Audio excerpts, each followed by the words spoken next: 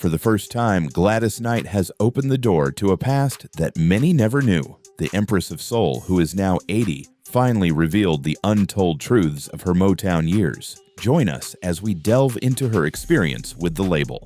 Discovering talent.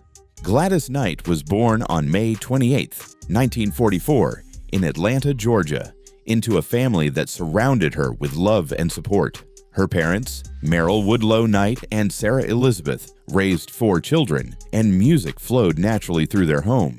Gladys had one sister, Brenda, and 2 brothers, Merrill Jr., who was affectionately called Bubba, and David. Both parents were active in their church choir, and this filled the house with melodies that encouraged the children to sing. From the start, Gladys absorbed the sounds around her and allowed music to become part of her everyday life. Even before she could properly understand what a career in music might mean, Gladys was already stepping onto small stages. At only 4 years old, she stood before the congregation of Mount Moriah Baptist Church and sang with a confidence that surprised many adults. As the years passed, her voice improved, and by the age of 8, she had proved her abilities were far beyond her age. One family moment stood out and changed everything. During her brother's 10th birthday party, a record player stopped working. Instead of letting the celebration lose its energy, Gladys, her siblings, and some cousins decided to sing for the guests. They filled the room with harmony and rhythm,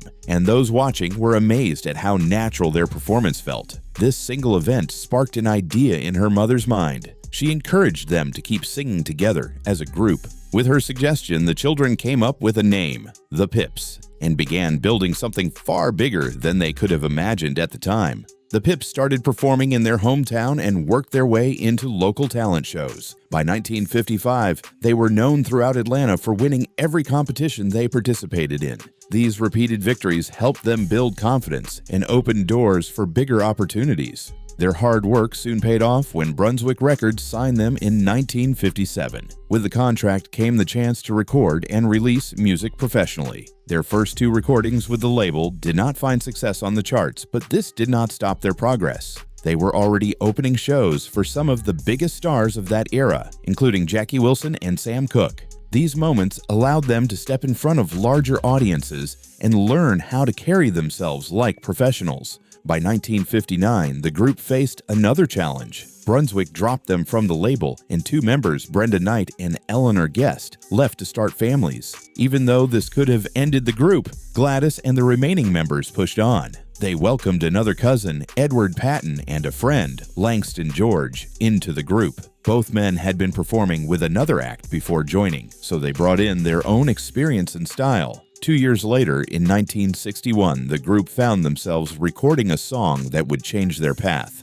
They performed Every Beat of My Heart, written by Johnny Otis, but they did not yet have a record label to release it. A local Atlanta label, Huntum Records, stepped in and arranged distribution through VJ Records. The song began climbing the charts, but at the same time, the group auditioned for Bobby Robinson's Fury Records in New York. Along the line, when Robinson saw that the song was already gaining attention without the group earning proper profits, he had them re-record it and released his version under Fury Records. Both versions entered the Billboard charts, and the one distributed by Huntum and VJ rose to number 6. It was during this period that the group officially changed its name to Gladys Knight and the Pips, with Gladys leading the way as the central voice. Their rise was interrupted in 1962 when Gladys decided to step away from the group to focus on family life with her husband, musician Jimmy Newman. While she took this path, the Pips kept working, but without her presence, their shows and recordings did not attract much attention. Members eventually had to take on odd jobs to support themselves, while Gladys performed solo alongside Newman, who also guided her musically. It did not take long, however, for fate to bring them back together. Gladys reunited with the Pips, and the group found a new home with Max Records in New York. Jimmy Newman became their musical director, helping shape their sound as they tried to push forward again. Around this time, they also began working closely with mentors Maurice King and Charlie Pops Atkins. The bond with King stretched back to their earlier trips to Detroit, and under his guidance, they polished their stage presence. Atkins taught them how to use movement to captivate crowds. Even when their records did not sell in large numbers, their live performances began to stand out. Audiences were drawn to the group because they did not just sing. They delivered full shows filled with energy, precision, and emotion. This growing reputation gave them steady work and allowed them to keep moving forward during years when others might have given up. Step by step, they built a foundation that would later carry them into greater success. Struggles at Motown. Gladys Knight's story at Motown began with excitement, but also with doubts. In 1966, when the Pips signed with the famous label, the move seemed like a dream for any young group. Motown was already a giant, home to some of the most celebrated voices of the era, and being part of it could open doors to bigger stages and greater recognition. Gladys was supposed to be excited for the opportunity, but she had her reservations. She feared that they would not be treated fairly among a roster full of stars who already had the spotlight. However, her brother Bubba and her cousins thought otherwise, and they voted in favor of joining. Outnumbered but still hopeful, she followed them, ready to see where the journey would take them. Their first single for Motown, Just Walk in My Shoes, found an audience in the United Kingdom and gave the group reason to feel optimistic. But the victory felt weaker than expected. The Pips had built their name on rich harmonies that blended with Gladys's voice. Yet an unapproved change was made. The label chose to layer the vocals of the Andantes, Motown's backing group, on top of the track. That decision took away part of their identity, and it left them frustrated. They pushed back, making it clear that they did not want another recording to cut over the voices that define their sound. Even after this, Motown never fully embraced them in the way it did with its biggest acts. While other names from the label toured together in the Motown reviews, Gladys and the Pips were often left out, which made them feel even more on the margins. At the same time, Diana Ross and the Supremes dominated Motown's spotlight. There were whispers around the label that Berry Gordy, the founder, gave Diana a level of preference that no one else received. To Gladys, this favoritism weighed heavily. She believed her group had just as much to offer, but she often felt pushed to the side. One performance highlighted this imbalance. The Pips were booked to open for the Supremes, and the contrast between the two acts was made clear in the way they were treated. Gladys and her group shared a single dressing room with the band, while Diana had rooms lined up just for herself. Gladys and the Pips brushed it off at first, focusing on their performance.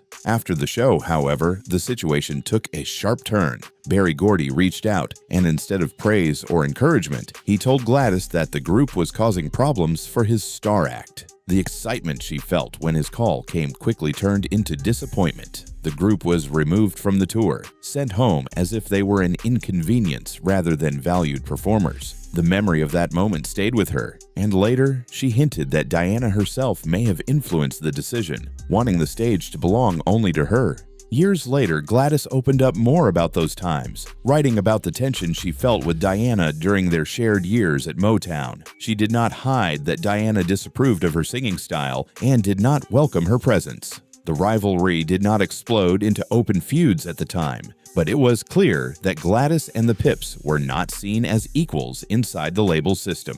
The lack of support, added to the disappointment of being overshadowed, pushed them to reconsider their path. Leaving Motown was not easy, but it was necessary. They decided to step away from the label and sign with Buddha Records. This decision changed everything for the group. At Buddha, they finally received the backing they needed, and their music reached new heights. In that very year, they released songs that would carry their name around the world. Midnight Train to Georgia became a phenomenon, rising to #1 on both the pop and R&B charts. Other hits followed, and each one strengthened their place in music history. Their success did not stop in the United States. Across the Atlantic, in the United Kingdom, their sound gained even greater appreciation. Audiences abroad connected with the passion in Gladys's voice and the precision of the Pips' harmonies. Concerts drew crowds, records sold in large numbers, and the group built a following that stretched far beyond what they once imagined. What seemed like rejection turned into the push that helped them climb higher.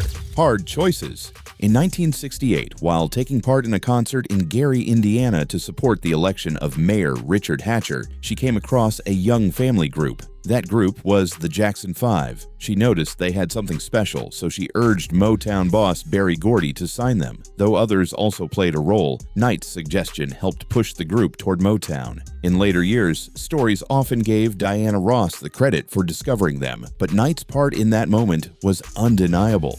After this, Knight and the Pips continued to grow inside the Motown system. Their song, I Heard It Through the Grapevine, had brought them major recognition, and they began working often with producer Norman Whitfield. He shaped many of their biggest hits and kept them in the spotlight. By 1972, they recorded a ballad written by Jim Weatherly called Neither One of Us Wants to Be the First to Say Goodbye. While the song became a massive success, it ended up being their last single with Motown.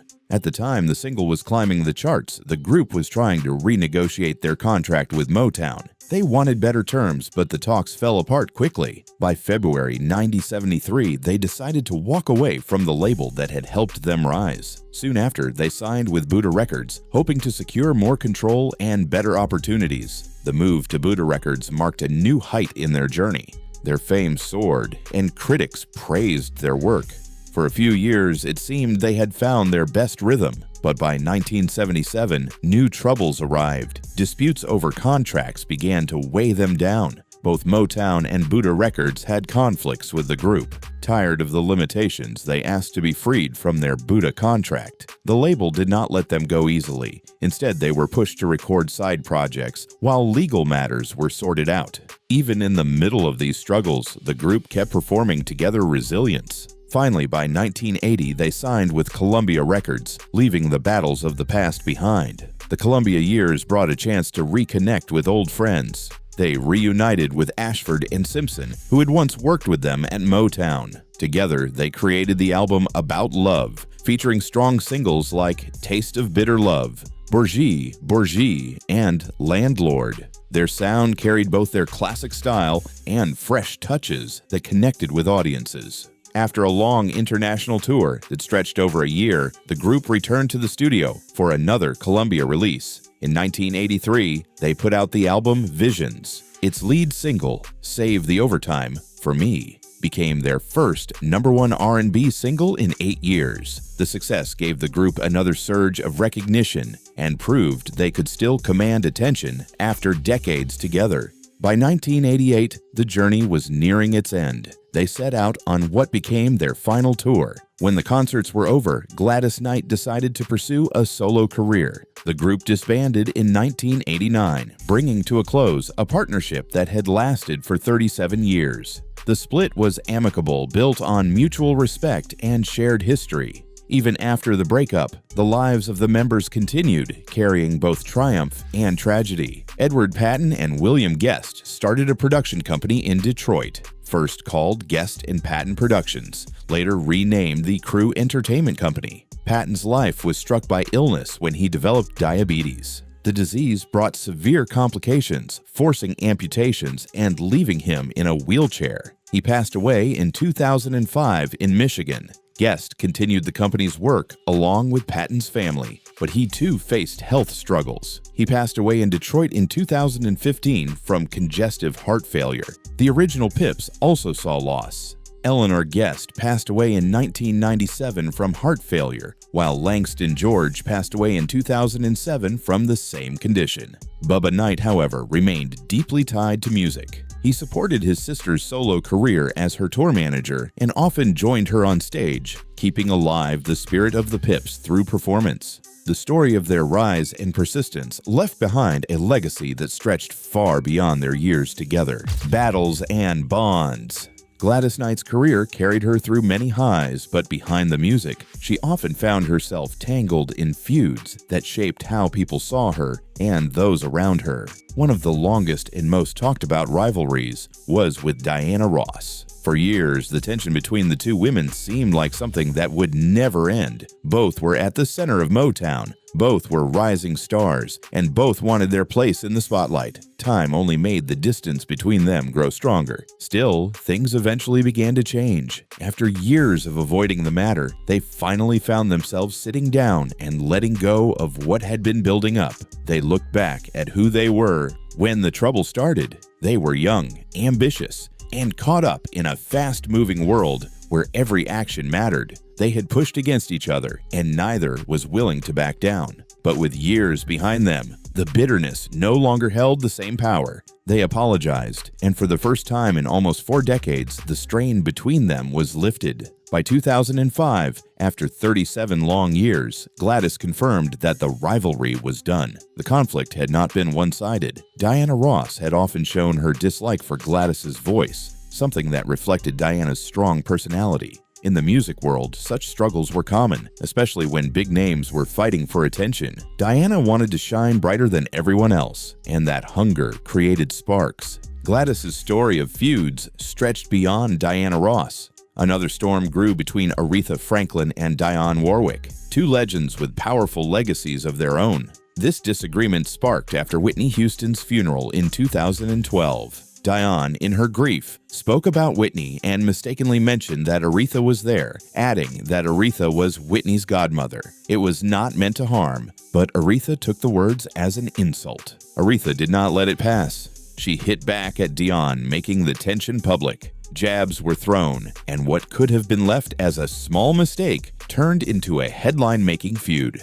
Gladys Knight stepped in, showing her loyalty to Dionne Warwick. She stood by her friend and pointed out the differences between the two women. To Gladys, Dionne was straightforward, someone who spoke her mind without worrying too much about the noise that followed. Aretha, however, was different. She had a sensitive side, and she often turned small remarks into larger battles. Gladys wanted people to understand that these clashes were not unusual. In her eyes, everyone carried their attitudes, their habits, and their ways of stirring up issues. Dionne would tell the truth as she saw it, even if others were not ready to hear it. Aretha would react, and that reaction would often build into drama. Gladys saw this pattern play out again and again, and she tried to make sense of it for those watching from the outside. Through these experiences, it became clear that Gladys was not just a singer, but also someone who often had to step into the storm to protect those she cared about. She spoke up when she felt it was needed and carried herself with strength, even when people pushed against her. Yet,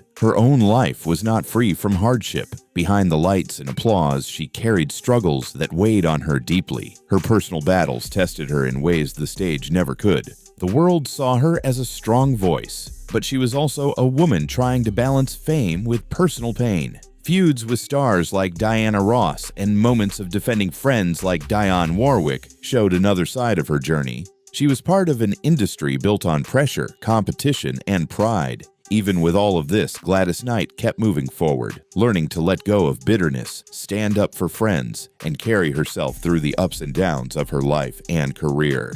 Setbacks and challenge. Gladys Knight grew up in Atlanta, a place full of music, bright lights, and a strong nightlife. The city had its own charm, and gambling was part of the environment around her. Later in life, she moved to Detroit, Michigan, where her career in music began to rise and take shape in a way that would change her life forever. Detroit also had casinos that attracted many people, and it was there that she was introduced to blackjack by another musician. At first, the game felt like something to pass time with and enjoy.